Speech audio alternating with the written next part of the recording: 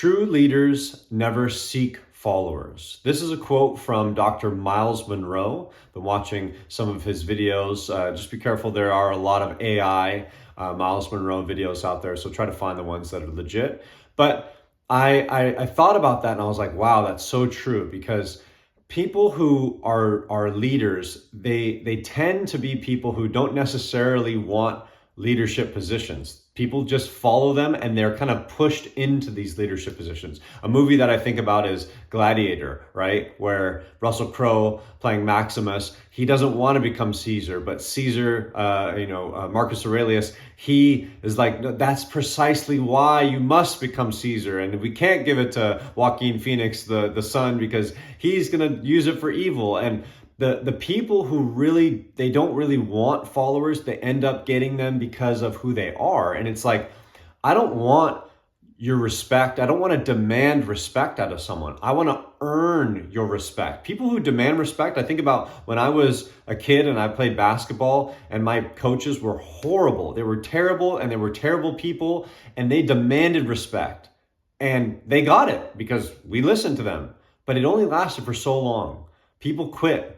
All right. I wanted to quit. My dad wouldn't let me. My mentor wouldn't let me until I finished the season. And do you think my effort was there? I didn't respect these people. They didn't have leadership qualities that I wanted to follow. So I didn't follow them. And it showed in my effort and my level of attention towards them. And so leaders, they don't demand respect. They don't seek followers. They earn your respect through their consistency, through their actions, through the way they carry themselves, and you gravitate towards them. You're attracted to them. An example of this I was thinking about was when I was in school, when I was in 5th grade. And I'm more of a shy person when I'm in a new setting, in a new group, and it takes me some time to break down. Then once I'm in, once I'm friends with you, I don't shut up, all right? And so when I think about me, in this relationship that I have with the camera, I'm talking to, my subscribers, and I'm talking to people that watch these videos. I'm really only talking to one person. So it's like I'm having a conversation with a friend. Right now it's the camera. And so I get in settings where I feel more comfortable, and then my character starts to come out and I start to talk more. Well, an example, when I was in 5th grade, I was in a class and they do assigned seating, and this girl, is next to me, and she's super quiet. This is for someone who's super shy, and she sits next to me, and we have classes together, and over time it's the person that you sit next to and you just get comfortable. And so I start leaning over and maybe making a little joke here and there, and then talking a little bit more, and over time she starts to laugh a little bit more, and then she starts to talk to me, and then we start talking every day. And I'm telling you, by the end of that year, that girl was the most talkative girl there was. Her personality came out. Now, why did she open up to me? Did she choose me? Did she like me? I don't know, but we never dated. We didn't do anything, you know what I mean? But she saw my consistency, the consistency of who I was, smiling, saying hi,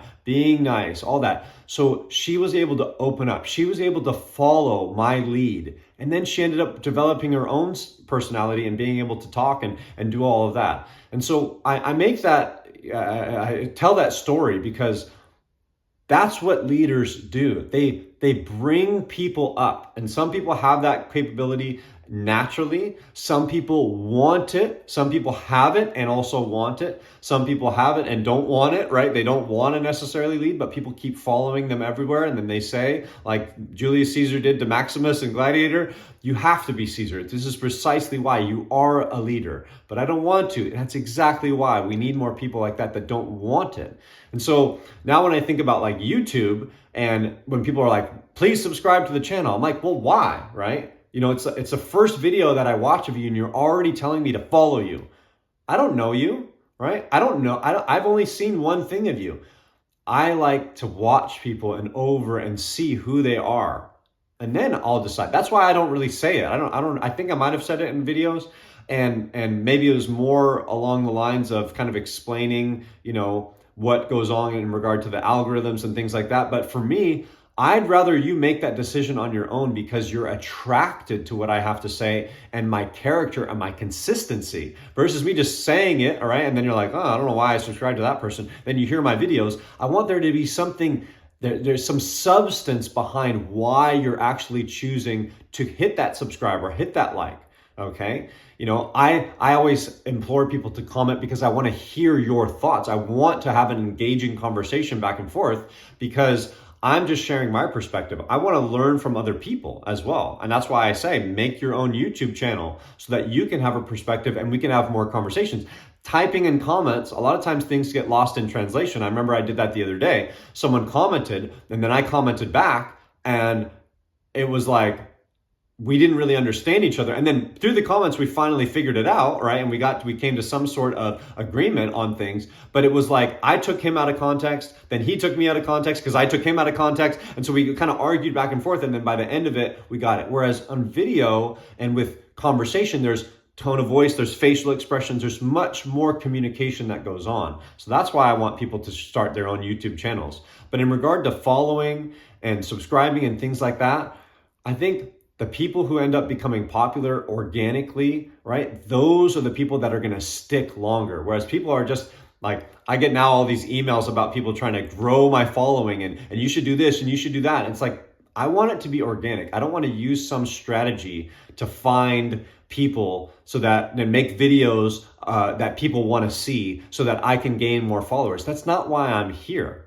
Some people are. Hey, to each their own. Everyone's doing their own thing. But for me personally, I'm here to share my perspective. I'm here to talk because I love to talk, right? I guess especially when I'm comfortable, right? I'm comfortable with the camera right now. I'm comfortable with letting things out there.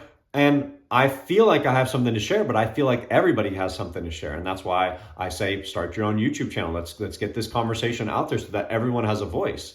And so that's why I do this. I'm not doing this for fault. Hey, would it be nice if I had 1 million subscribers and I could make money off of YouTube and just do this for a living? Of course it would. You don't think that I would enjoy that, but that's not the goal. If it happens organically, then hey, that's what it's all about. Then it's like, oh, okay, there is something resonating with what I'm saying. There is something with that. And I want to lean into that. But I don't want to just aim for followers because that's not what leaders do. People are attracted to them and they ask them, what should we do? They ask them for help versus the other person saying, hey, do this. Okay. It's a relationship of the bottom coming up to the top saying, hey, we want help. What do you recommend? Versus the top saying, no, do this, do that. It can last. It can be good even for someone who is a charismatic or good leader with good intentions. It can last, but if you want that, if you're demanding that, and you're not thinking about what it takes to actually gain those people, it might be like my basketball team where just because you're in that position of authority, people go along with you until a certain point and then they quit and then they're out because there's no substance behind it. It wasn't genuine. It was top down, not bottom up. We want that people being attracted toward the leader versus the leader trying to attract people to follow. Now, even people who have the greatest thing to say can go about things in the wrong way. And that's what I say. I don't want to just demand respect. I want to earn respect. I don't want to get followers by asking. I want people to follow me genuinely and for it to grow organically. So that's why I'm here. I don't know. Oh, Myles Munroe. That's why I do know why I made this video. I thought it was a great quote and it was a great idea. He's got a lot of videos on character, which I think are just so paramount to today's world where character has gone away. Again, it doesn't matter how you get 1 million followers, right? It's like, oh, this is how it is. It doesn't matter how you make your money. Oh, they have all this money. And I think character is so essential, especially to this new age when a lot of things are going to be fake. I was going to make a video on AI today and maybe I'll save that to tomorrow, but the water is going to get really muddy about what's real and what's not. It's already so much of persona and fake online because you can put a video on and you can go back to your normal life and you can put a persona on. I think character is going to be a currency in the future of people actually responding to genuineness. And I think you're seeing that a lot with the young kids. Younger kids have been inundated with so much BS that they're like, okay, I want something real. And even if it's not perfect, they like it. And so I think that's going to be a new currency for the future. So check out Dr. Myles Munroe. He's got some great videos. I know he's coming from a more religious side, but his teachings have, they can be secular. You don't have to think about what he says in regard to the church. They still hold true to anyone inside a church or outside a church or any religion. They're still universals for human behavior. So I recommend him. But again, watch out for his AI videos, again, with the AI stuff, because there's a lot of ones out there that aren't him. They're just AI renditions, and they might have good information, but it's not him. And for me, I think I'm going to save that for next time to talk about AI and the dangers that go along with that. Because it seems like everything's great, right? But I have some questions, I guess I would say, that go along with that. But that's all it is for today. And until next time, I'll see you then.